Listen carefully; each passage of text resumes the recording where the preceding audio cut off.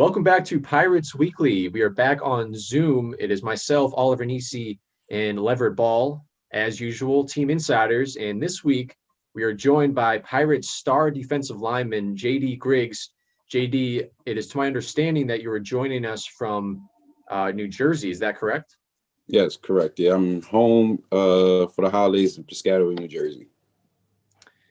So in Piscataway, I'm usually pretty good with geography, but I'm drawing a blank. Is that near New York City or is that in the middle of New Jersey? It's in the middle of New Jersey. I'm about 45 minutes from New York City. You ever heard of? Well, I know you guys heard of Rutgers University. That's where Of Rutgers course. University is in Piscataway. Yeah, I mean, Rutgers. So JD, we were talking off the air before we came on, how you're a big fan of the show, Pirates Weekly. And if you haven't guessed it already, we do talk a little bit of Patriots on this show just because Definitely. they're our neighbors, they're right down the road. I remember when I first talked to you on the Pirates podcast, how you like to consider Worcester in Massachusetts title town and how that means a lot to you. So the Patriots have definitely done a lot to help us with that. But getting back to your Rutgers point, I mean, the McCourty twins, Hmm. I'm sure a lot of people around here have heard of Rutgers. Definitely. But yeah, that's cool. How has your holidays been going with your family? It's been good. We had like big Christmas breakfast. Just the immediate family. My children came, so we just had a nice, joyful time, and just spent inside the house really. And since I've been home, I've really just been seeing family and friends and stuff, and just catching up, and that's about it. Yeah, JD, it's been a weird year, obviously, to say the least, in 2020. And obviously the Pirates weren't able to play their last season. What has this year been like for you personally? And with all the downtime away from football, what have you been up to? Well, personally, this year, it's been a rough year for everybody, and but personally, this year, I learned a lot about perseverance, and also what to do when you're in hard times and stuff. How to actually, save yourself while you're in hard times. How to actually keep on going if you have a dream or goal. How to keep on going through those hard times. So, yeah, it's a perseverance year for me personally, but overall, I'm doing good and everything. Yeah, my family's we're all good. We're all healthy now. Yeah, and I Yeah. mean the team, obviously the Pirates have some new guys coming in, but there are also a number of returners, you included. You've been with the Pirates for a while. Um, you know, how excited are you just to get to see some of your teammates? Maybe you've talked to them on Zoom or whatever, but to actually get out there and get on the turf with them and play some football. How excited are you for that after all this time away? Oh man, I'm super excited. I keep saying it every day, like I missed the game. I just work out as hard as I can, but then I'll call up my teammates, check on them, see how they're doing, and they're literally feeling the same exact way. They just so itching, ready to come back. So yeah, we're all ready. So yeah, JD, it's good that you've been in contact with your teammates, and you're a veteran now. I know that last week, Leverett and I on the show, we were joking how we're getting close to the age of 30, and if I'm not mistaken, you're pretty close to that age as well. Yeah, Um, I just turned 30 a month and a half ago. okay, so you reached 30 now, so you've reached Yeah, a new chapter, but you're still clearly you're still in your prime. Clearly, you're yeah. still lighting it up on the football field. But my next question for you is, we're still in the off season. We've been in the off season for a while now, and especially Mhm. since last season was canceled. But how have your workouts changed as you've gotten older? Coming in as you played college football, then you've been a pro for some time now. So how have your off-season workouts changed? From when I was younger, I used to lift. When you're in college, you got a strength and conditioning coach, got a whole program, and you're so used to going hard, lifting weights, heavy weights. You go so hard on the field to practice and do drills and stuff like that. Then I also trained with a trainer named Chip Smith. He taught me certain things to work on that I could work on by myself. And over the course of the years, started realizing that even though, yeah, when you're in college, that's a strength and conditioning program. So everybody of all positions got to do the same workout as you. As you're getting older and you become more vetted into the game, you start realizing when you go work out, you only want to work out on the things you need to get better. So lately, my workout plan has been just working on things like explosion, getting off the line faster. I've been doing a lot more hand speed things, more forearm work to make my forearms and hands stronger. So different techniques and different workouts to make me as a better defensive end. So be more technical sound. Yeah. So obviously, in addition to the fact that the team has taken some time off, you're moving into a new league, the IFL. Obviously, the Pirates in the past have played in the NAL. But while certain Pirates players have never played in the IFL, that's not the case for you. You played in the IFL with both Spokane and Colorado, if I remember correctly. Yeah. And actually, with Spokane, you led the entire league, the entire IFL in sacks, as we talked about in our last episode. That was in 2017. So your last time in the IFL, you obviously dominated. But how excited are you to get back? And also, what are some of the biggest differences in style of play between the IFL and the NAL as someone who's played in both leagues? I'm very excited to get back to IFL. It's more real football. You have the running back, quarterback gets to be in shotgun. So for me, that's like a big key, no brainer. It's time to go get the quarterback once you see him in shotgun. Compared to the NAL, they're mostly under center. And so it's a little bit faster with the NAL. The ball come out way faster. Whereas in the IFL, they're sitting in the pocket more. So for a player like me, I enjoy that. And now I get to have more tackles for loss because also I led the league in tackles for loss that year as well. So I get to have more tackles for loss. I get to have more, just more fun. And also in that league, defensive ends, we get to drop back and play a little defensive end. Defensive back. So we get to pick the ball, get an interception or two, and compared to the NAL. So I'm actually excited to come back to the IFL. JD, so, you're heavily involved in the team. You're heading into your third season with the Pirates. I believe, you were a captain in your first two seasons. So Yeah. It is well known that you are a leader on the defense. But, how do you feel about the roster going into next season?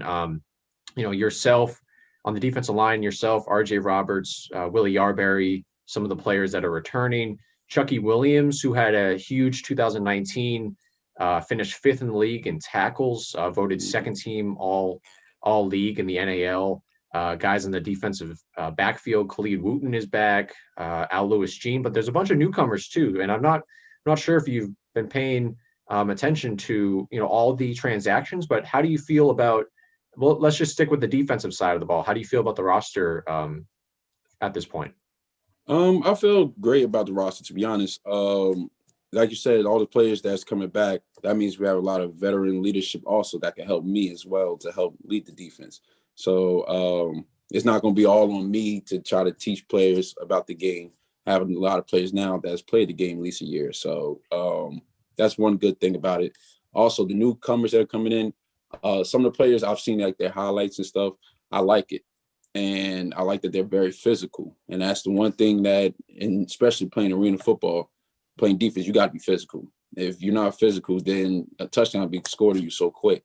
So I love it that we're getting a lot of physical players in here, fast players, and we're going to dominate this year. So I'm excited about the newcomers and all the players, the roster that we have on defense. And specifically, what about Martrell Spate, longtime Redskins player, 37 NFL games under his belt. One season had close to 100 tackles in the NFL. How excited are you to have him flying around hitting people? I'm excited because not only will because I've seen he's a very physical player at linebacker and he's smart with the game. But not only just with the physical side of it, I'm also excited that he's coming to the team. He's going to bring the knowledge side of it. And he's going to help all the other players that maybe hasn't played professional football before. Teach them about how to be a professional, you're supposed to study film, how you're supposed to be on time for everything. And because little things like that matter at the end of the season. So he is going to be one of the players I don't have to worry about. He's a vet, and he was a vet in the NFL. So I know he's going to come bring that veteran leadership with him to the Pirates. So I'm very excited about that one. That was a big pickup for us. And JD, Leverett was touching upon earlier how you've played in the IFL before with the Spokane Empire, the Colorado Crush. This is going to be your third season with the Pirates, and you just reached the age of 30, and I'm sure that you have plenty of great years ahead of you. But in all your years in the IFL or in professional indoor football, which year to you stands out as your best year on the field? My best year on the field, I probably have to say in Spokane. The thing was, I felt like I needed to show more that year. Even though when I played on the Crush, my second year on the Crush, it wasn't a full season. And the first year wasn't either. Both seasons I came in midway through the season. And so when I signed with the Spokane Empire, that was my first real start from camp on to the rest of the season in arena football. So everybody kept saying they heard of me, they've seen me play because I only played half the season. But I felt like, you know what, since I'm going to be here for the whole season, I need to dominate. And that set the mark from there. Because after that season, almost every team in every single indoor football league called me trying to get me to come play with them. So I can say that was the birth of Sack King, to be honest. So I'll say that's probably my best year that I've had. Now, I compare it to my season, the first year here with the Pirates. That was a great year as well.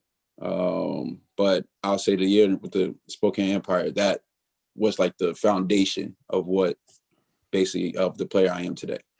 Well, and like I said earlier, that was your last year in the IFL in 2017 with Spokane, and like I said, you led the entire league, not just your team, in sacks. And you may have seen our video when we talked about the defensive line. We talked about you a little bit, and we joked about how maybe some of the IFL quarterbacks hoped that you would never return to the league after you led the league in sacks in your final season. Do you expect any IFL quarterbacks to retire before season start due to the fact you're coming back? Probably. I mean, I hope they don't. I hope that, because I like competition. That's my thing, especially for arena football, indoor football, for the future of it. I want to have competition. I want to have the best competition there is outside of the NFL to play arena football. So, yeah, I don't want them to leave just yet. I need to get my sacks up. So I'm chasing the record.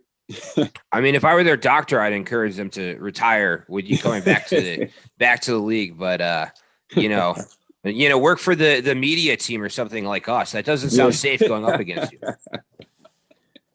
Yeah, play one player that I'm actually happy about coming back. He's coming back. Charles McCullum plays for the Spokane Shop. I've been playing against him since I started playing arena football. So yeah, that's one player I'm really excited about get to try to sack this year. So nice. Yeah, definitely. Yeah, JD, our fault for not bringing up the Sack King before this point. Oh no, that's fine. I remember, when I spoke to you on the Pirates podcast, you told me the origin of the Sack King, and to those who missed that episode, and Leverett, I'm not sure that you've heard this story. So, JD, why don't you tell us one more time about how you became the Sack King? Oh, okay. So that year in 2017 with the Spokane Empire, I was dominated, as you said before. I was leading the league in sacks. And about around maybe the eighth, ninth game that season, I think we had 2 games in a week, and I had 5 sacks that whole week in those 2 games. And so one of my teammates named Sam Charles, he coined it and named me Sack King. And at first I didn't like it because I didn't like the sound of it, the ring of it. But then as I kept going on, I was like, you know what? I need to find a persona with this, and let me keep that name. And then ever since then, the team started calling me that, and it stuck with me. So that's the origin, beginning of Sack King. So we were talking, you're from New Jersey. Mhm. You've been playing in Worcester in Massachusetts for some time now. And you told me, that you really like Worcester. Yeah. But Massachusetts and Worcester aside, you've played actually last week on episode 4 when Leverett and I were breaking down the defense. We talked about how you played at 3 different colleges in Mhm. Iowa, and you played in Long Island for community college, and then Akron in Ohio. We were talking earlier, you played in the Colorado Crush and Spokane. Out of all the places you played collegiately and professionally, what is your favorite city that you've played in other than Worcester? Favorite city that I've played in other than Worcester? It's crazy what I'm about to say, but it's Spokane. Other than Worcester, I'll say Spokane. The fans out there, they loved us. They embraced us while we were out there. Say we were going out in the town, we go to restaurants. They loved us. They knew who we were. Even if we weren't winning, they still were cheering us on. Yeah, so they were cheering us on, and I just loved it out there. And my brother, he actually moved out there with me.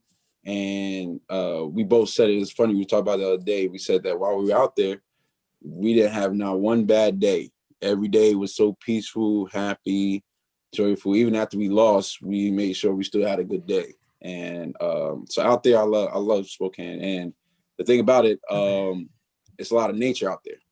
So things, a lot of outdoor mountains, woods, and stuff. And I like stuff like that.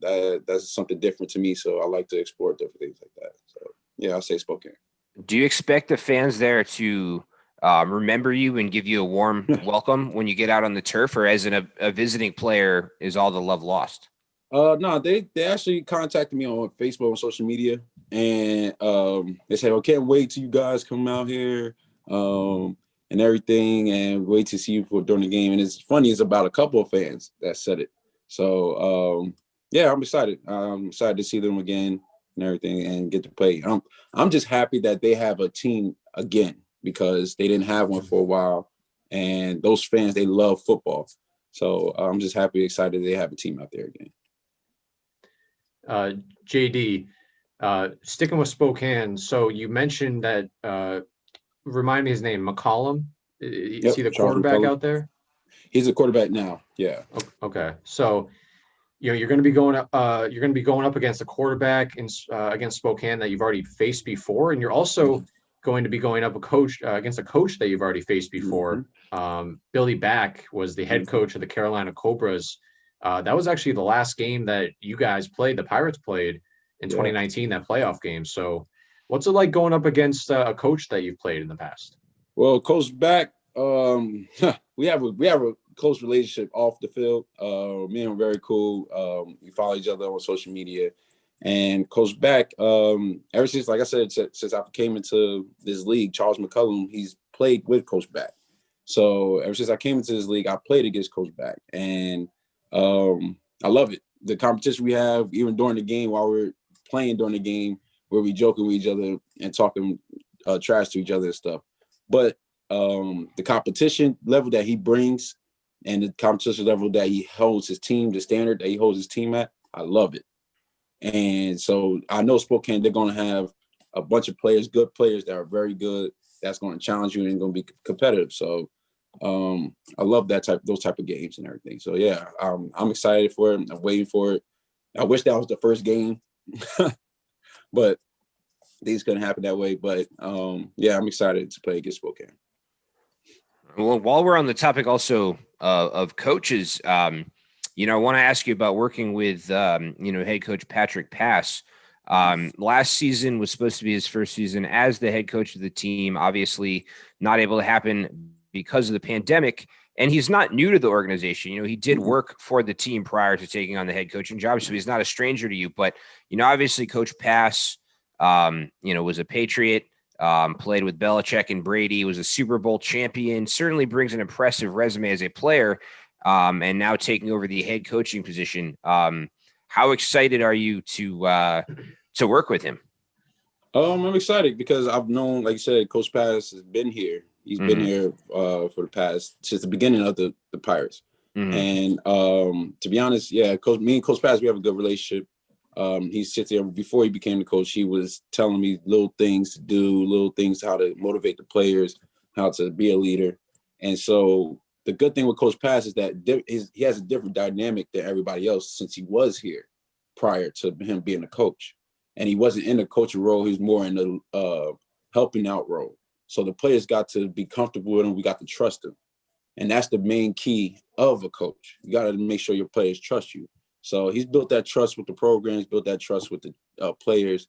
So I think that the season coming up, I mean, us leaders or vets that's been here for the past 2 or 3 years, all we're going to have to do is just bring the rookies on board and tell them that Coach Pass is someone you can trust. And just listen to him. He's won Super Bowls. He knows what it takes to get to the championship. So we trust that. And I like that he's here. He's a hard-nosed guy that's going to go at it. And he's not going to back down from people. So I like that about him. And I think we're going to have a good season with Coach Pass and all the other coaches as well. Definitely. And yeah, I'm excited to see what he can do. I was really excited to see him coach last season. Then obviously, it wasn't able to happen. But, also as a guy, who played in the NFL, a lot of guys are excited to play for him because there are a number of Pirates players who want to eventually advance to the NFL. And they think that Coach Pass can show them what it takes because obviously he got to that level. You dominated the, indoor football league and the NAL. And you've been a terror for quarterbacks in the indoor game.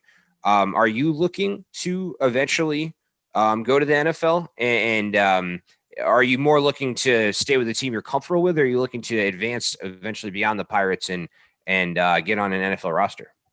I mean, that was the reason why I came into playing indoor football, was trying to get back to playing in the NFL. But I mean, it hasn't happened. But all I can do is just, dominate and keep doing what I got to do.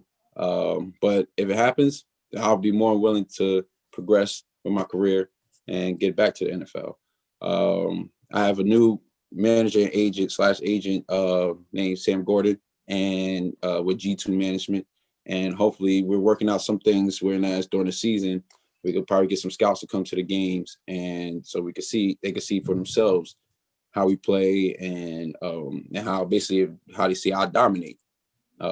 So hopefully it happens, prayerfully it happens. But if it doesn't happen, I still love playing football. So I love the indoor game. And I also want to help out to make the indoor game better than what it is now. And so I wouldn't mind being some type of ambassador or something for the indoor game, because I think it's been the only running developmental league for the NFL or any other professional leagues since the 90s. So I think that the indoor game, we just got to, give it back some more respect, and then we'll be fine. But if the NFL comes around, yeah, I'll be ready.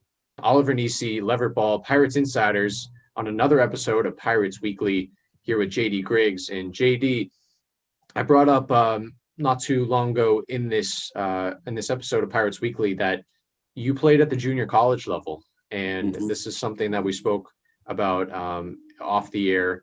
And you're not the only player on this team to have had gone down that path.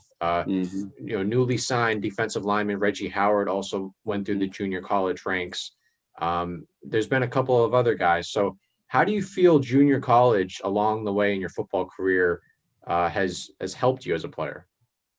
To be honest, junior college helped me a lot more than I can say. I mean, even though, when you play big time Division I football, I went to University of Iowa first. So I got to see what big time football was my freshman, sophomore year. And of course, you get the limelight, you get it's better football and better training, better strength coaches and everything. And, you get meal plan, all that stuff. The life is better.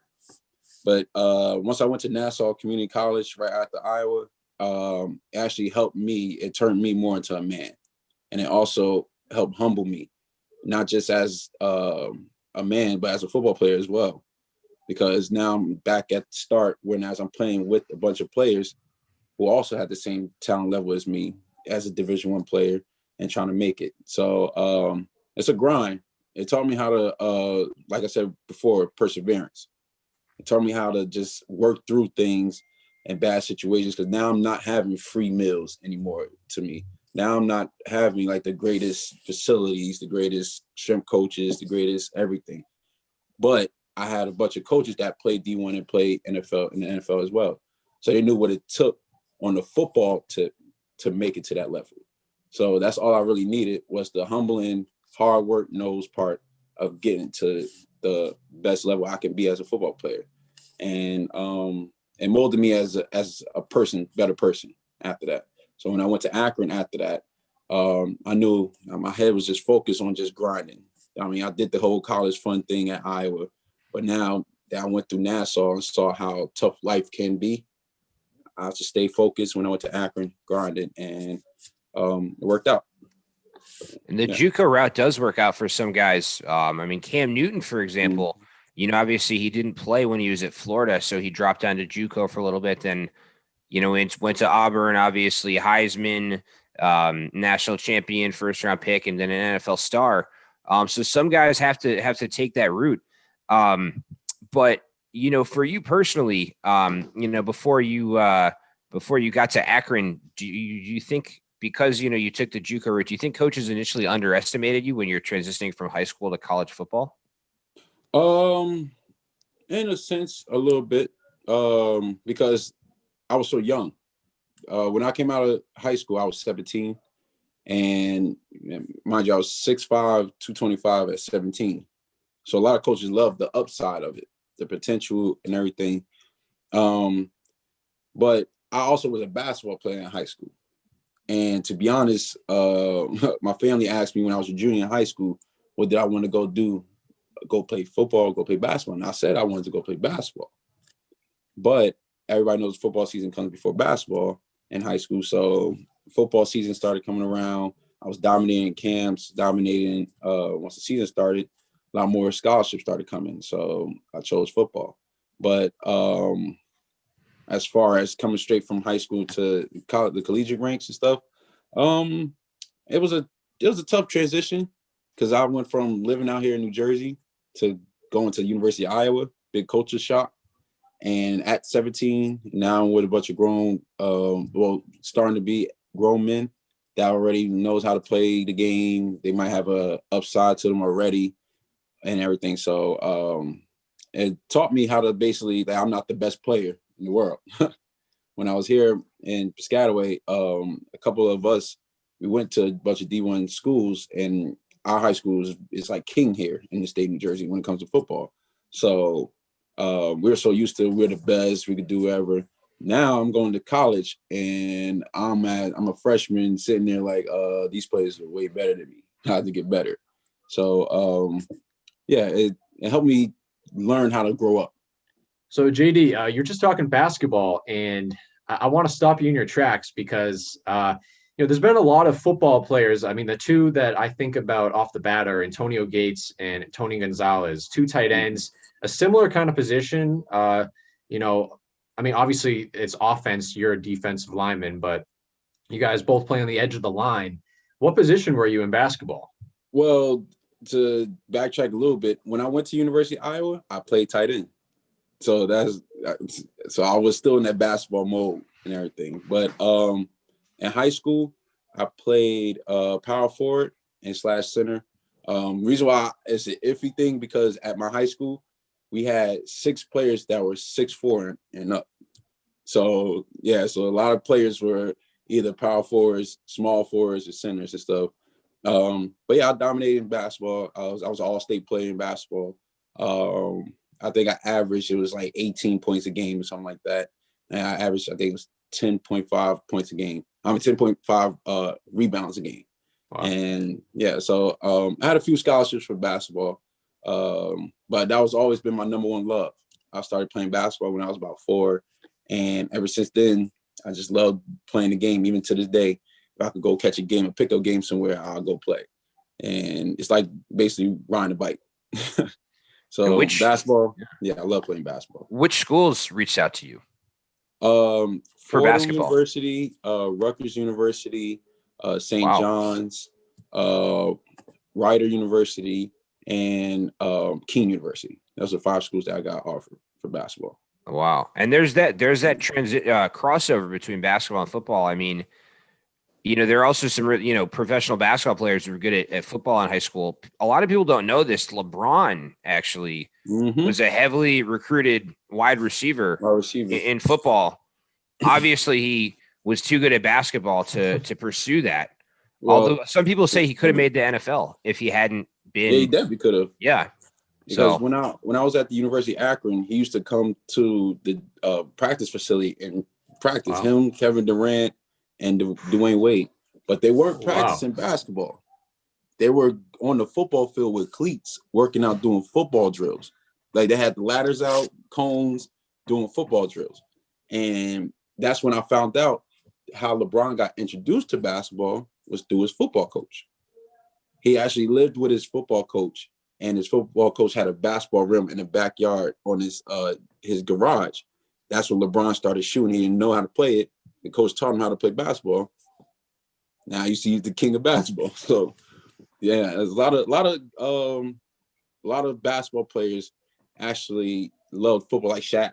He said even though he never got to play football, but he said that's his favorite sport. So he loves football. So a lot of basketball players, love football, and a lot of football players can play basketball. So yeah. No question. Yeah. Another basketball player that comes to mind is Allen Iverson. Allen Iverson.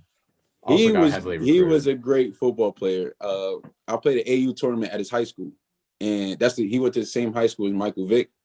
And all the coaches there, they were telling us, they said that Michael Vick used to look up to Allen Iverson at quarterback. He was like, that was his idol and everything. And then they had a whole shrine to Allen Iverson, but it wasn't his basketball shrine. It was all football stuff.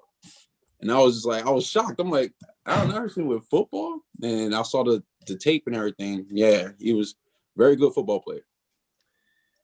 JD, I got one more question for you, and then we're going to wrap up this episode of Pirates Weekly.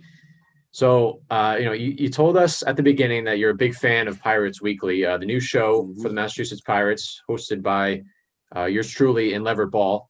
I don't know if you've caught this, but we've done a lot of player comparisons. We've done a lot of, comparing Pirates players to other NFL players, some Patriot players. So the fans who watch this show, because, the fans are always, playing fantasy football. They know a lot of the players in the league, but I want to get for you, we didn't know going into this episode that you were a basketball star. So for two-part question, one, who would you compare yourself to as a basketball player? And then who would you compare yourself to an NFL football player? Basketball, my favorite player was Kevin Garnett. So that's who I used to emulate my game after. And I had to reach long. I'm not as tall as him, but in high school I had a long reach. So, and I knew how to play a little bit out in mid range.